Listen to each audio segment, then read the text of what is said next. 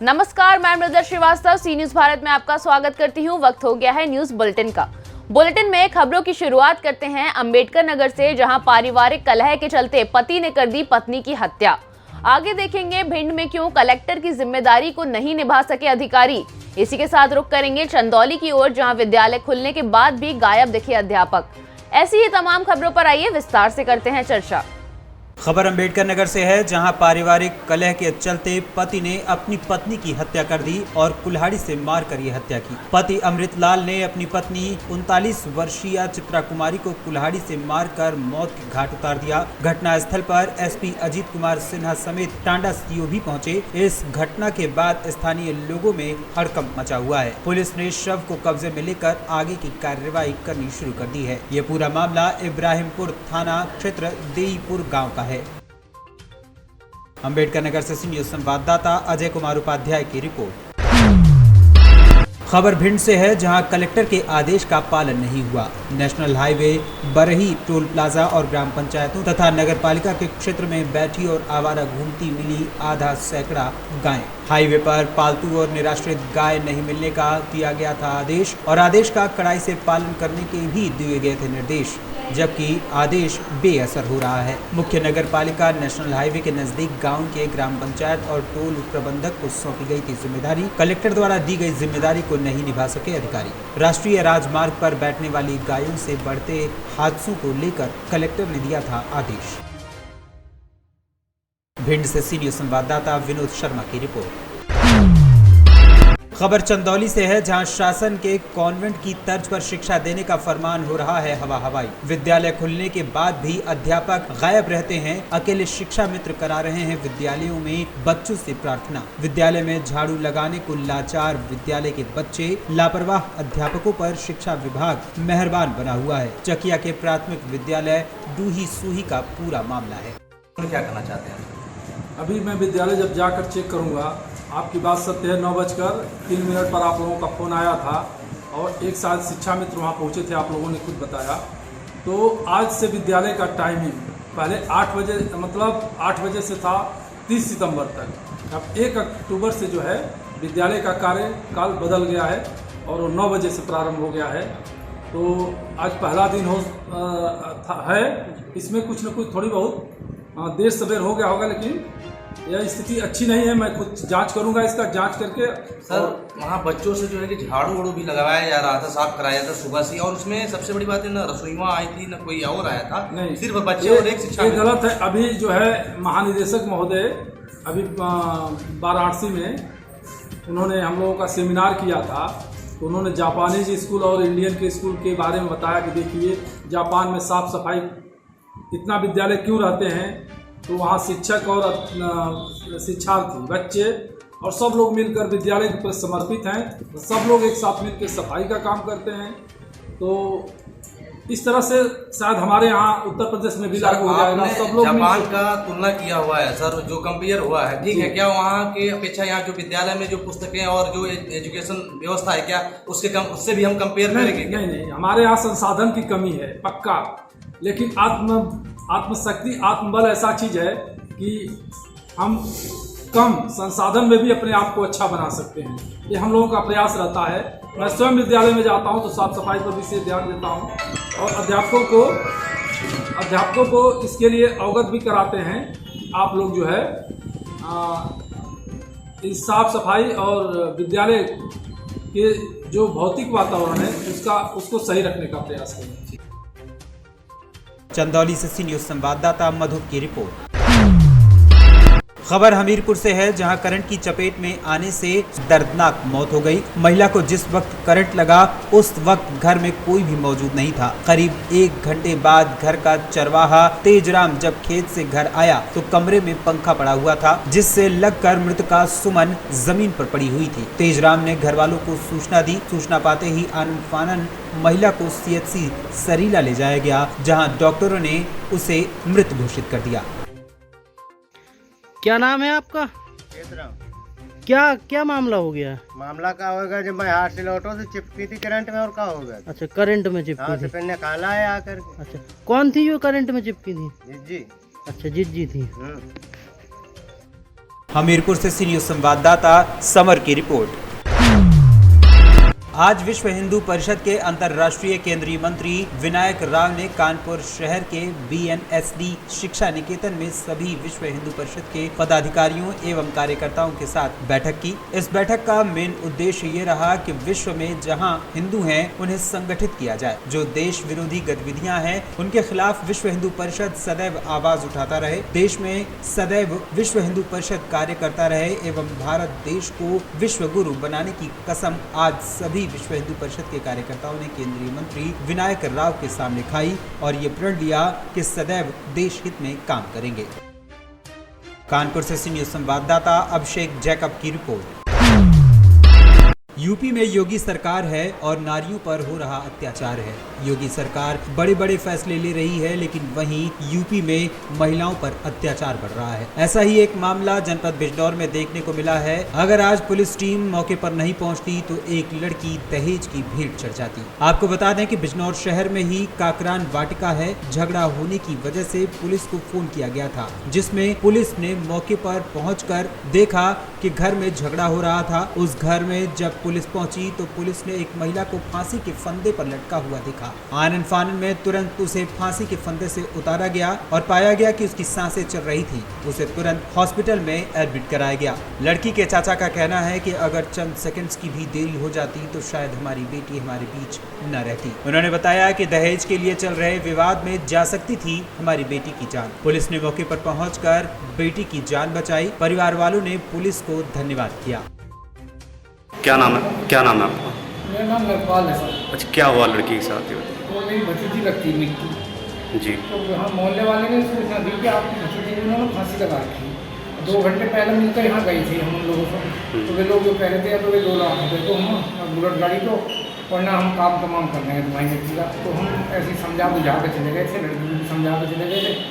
तो फिर 2 घंटे के बाद खबर मिली कि तुम्हारी लड़की को फांसी दे रहे हैं लोग। उन्होंने दरवाजा बंद कर रखा और लड़की चीख पुकार कर दी जी। तो फिर हम जल्दी में वहाँ से आए तो वहाँ कोई नहीं मिला हम। तो मोहल्ले वालों ने छुटा उठा कर लड़की यहाँ और एडमिट कर दी थी। फिर उस पास पर हम यहाँ हॉस्पिटल तक पहुँचे, यहाँ बिना प्रकाश हॉस्पिटल तक। सभी उन्होंने बताया कि स्टाफ लोग लड़की यहाँ एडमिट कर दी। कैसी कंडीशन है लड़की की? जी, कैसी कंडीशन है लड़की की? लड़की की कंडीशन खतरे में ही है।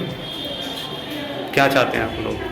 आप लोग तो हम तो कार्रवाई चाहते हैं, कानूनी कार्रवाई हो।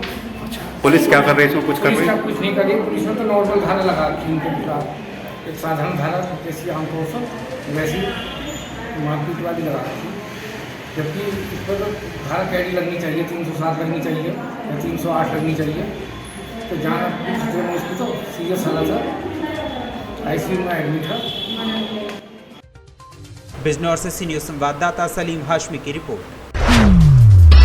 मुख्यमंत्री जन सेवा अभियान के अंतर्गत शिविर आयोजित किए जा रहे हैं, जिसके चलते शुक्रवार को पथरिया जनपद पंचायत की जगथर ग्राम पंचायत के पंचायत भवन में शिविर आयोजित किया गया। शिविर में विभिन्न योजनाओं का लाभ दिया जा रहा है, जिसमें आयुष्मान कार्ड, राशन पर्ची, आधार फीडिंग, समग्र सामाजिक सुरक्षा पेंशन आदि योजनाओं का लाभ। शासन निर्देशानुसार शिविर का उद्देश्य आम जनमानस की समस्याओं का तत्काल निराकरण किया जाना है। शिविर में ग्रामीणों ने अपनी समस्याएं अधिकारियों के समक्ष रखते हुए कहा कि ग्राम पंचायत की राशन दुकान में सेल्समैन हाकम सिंह लोधी के द्वारा लगातार अनियमितताएं की जाती हैं। सेल्समैन के द्वारा महीने में सिर्फ 2 दिन दुकान खोली जाती है। अगर उन 2 दिनों में कोई हितग्राही राशन लेने दुकान पर नहीं पहुंचता है तो बाद में उसे राशन नहीं दिया जाता है एवं राशन देने के 15 दिन पूर्व ही हितग्राहियों के फिंगरप्रिंट ले लिए जाते हैं। फिंगरप्रिंट लेने के बाद उन्हें न तो स्लिप दी जाती है और न ही तत्काल राशन वितरित किया जाता है। कि आपके जनसेवा शिविर में सेल्समैन की शिकायतें आई हैं, इस संबंध में आप क्या शिकायतें आई हैं और क्या कार्रवाई करेंगे? शिकायत है कि ये माह में 2 दिन खोल रहा है दुकान, इसके लिए आवेदन मंगा है। और सर कुछ लोगों का कहना है कि नियमित रूप से सेल्समैन 1 माह का राशन गमन कर देते हैं, 2-2 महीने में एक बार देते हैं। कहूँ 3 महीना को बांट रहे, कहूँ 2 महीना को बांट रहे, कहूँ 1 को दे रहे। जैसे मशीन के द्वारा वितरण हो रहा है, इनकी ID फिंगरप्रिंट से ही खुल रही है। इन लोगों का कहना है कि अंगूठा पहले लगवा लिए जाते हैं, राशन कुछ दिनों बाद दिया जाता है। हाँ, कोई सरपंच साहब से बात हुई? अगर क्या सर ऐसा प्रावधान है कि अंगूठा पहले लगवाया जाए, उसकी पर्ची ना दी जाए?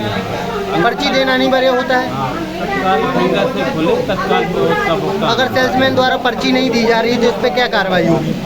वो आवेदन दे तो बंदा उसको हटवाई देते हैं। ये लोग सरपंच और सचिव और यहाँ की जनता अगर नहीं चाह रही तो उसको हटवा देंगे अपनी ऐसा आवेदन बना के दे देंगे। और आपके जन सेवा शिविर में अभी कौन कौन से अधिकारी आए? अभी अधिकारी आए हैं यहाँ पर, ये आयुष्मान बनाने वाले, संबल बनाने वाले हैं, PM आवास वाले भी और सभी और लोग हैं। दमोह से सी न्यूज संवाददाता शुभम राठौर की रिपोर्ट।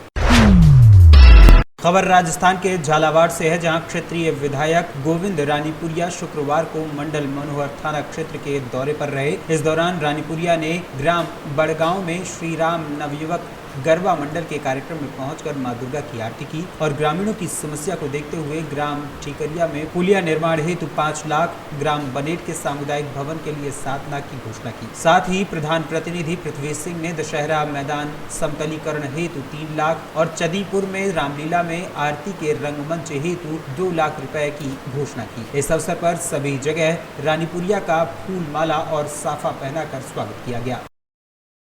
राजस्थान से सी न्यूज संवाददाता भगवान सिंह की रिपोर्ट।